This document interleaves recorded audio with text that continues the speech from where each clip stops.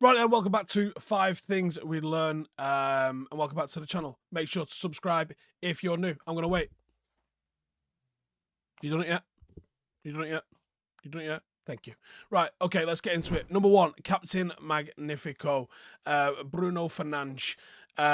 Bruno's become the first player in the league to create 10 chances this season. Chris Sutton, Micah Richards, Andy Townsend, Gabriel Bonlahor, and they're just ones I can think of off the top of my head. Anything to say? Massive problem he was in the week. Not captain material. Leading by example. 1 goal, 1 assist, created more chances than anybody else in the league. How about shut the fuck up? All right? Probably the best player on the pitch. Loads of energy, loads of tenacity. He is one of the most creative midfielders in world football. I don't say that lightly because that's what he is. Yeah, shut up. Fucking bored of you. Number 2, Rashford on the left. Obviously wasted through the middle. He was directly involved in a couple of goals for United today. I still don't think he looks his best. I still think he's playing within himself. He is capable of changing games. And maybe I'm being harsh because nobody expected Forest to be 2-0 up inside 4 minutes. I hope surely nobody had United going 2 down in the first 4 minutes. Surely. Now, maybe that changed the game and we ended up seeing Forest completely sitting back. But even when there was times for him to open his legs and run at people, he felt like he was holding back or something. You lose a huge element of United's attack when he isn't on the left-hand side.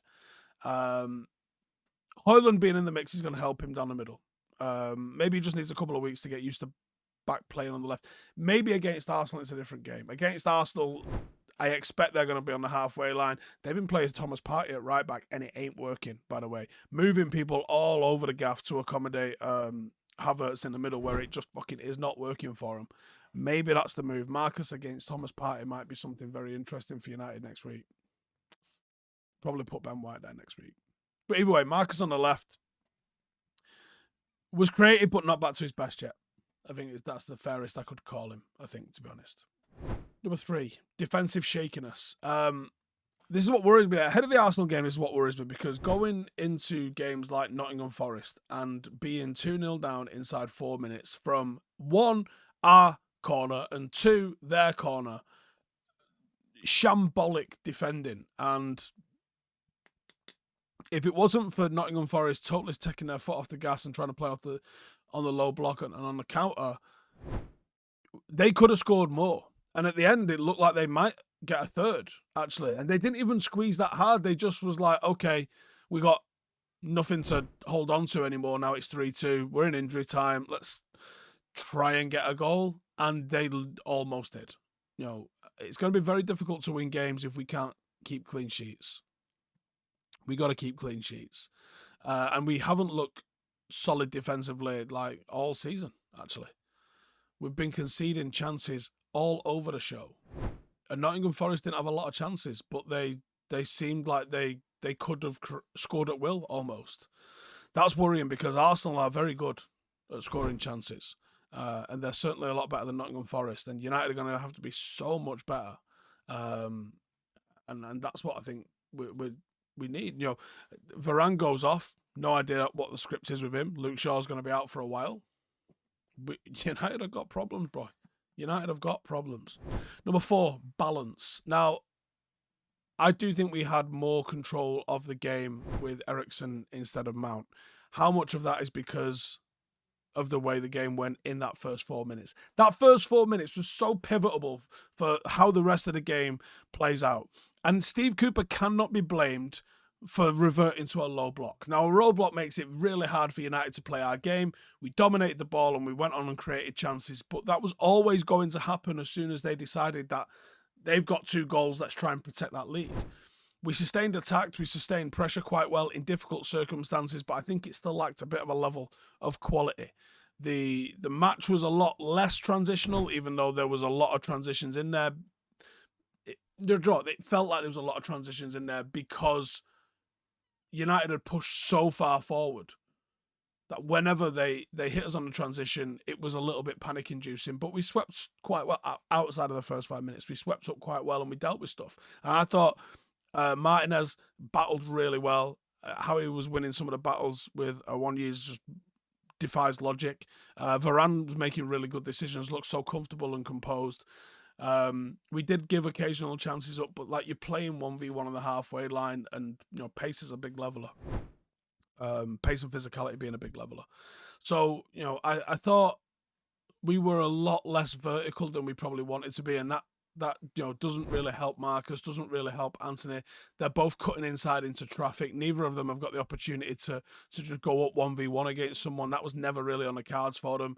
So it was a difficult game, but there was a lot more balance in the team, I think. And whether that was down to just Eriksen or the circumstances of the game, obviously remains to be seen. Is Eriksen the right choice next week, or should we go something a little bit more combative? I mean, what do you guys think in the comments? I think he probably will go Eriksen, but I'm not sure that's the right answer, to be honest with you. Anyway, number 5. We are missing a spark. Now, it feels like there's something missing, whether it's quality, whether it's tempo. There's just not quite Manchester United at the moment. Is it Højlund? Do we need another signing? I mean, we definitely need another signing. The injuries are mounting up. Do we need maybe a tactical switch? Would Kobe Mainoo? Surely he's too young and inexperienced to make a difference. But is it? We look so much more balanced in pre-season with him in the team. For the aspirations that Manchester United have got this season, it feels like they're where we expect to be and where our level of performance is at the moment. There is a massive gap in between those two things.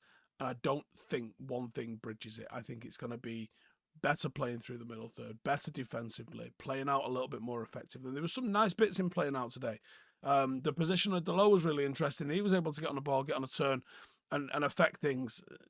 I thought that was nice. There was some real nice bits about him doing that, and it looked like a 3-3 almost at times when we were building out. But what is is there one thing?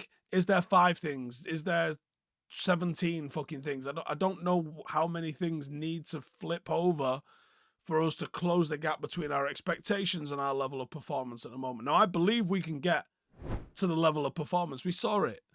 We've seen it with this United side months ago now, obviously, but like, is it just more players starting putting in 7s and 8s rather than 5s and 6s? Does that turn the team performance and start making this United team look unbeatable again? Because we do not look unbeatable.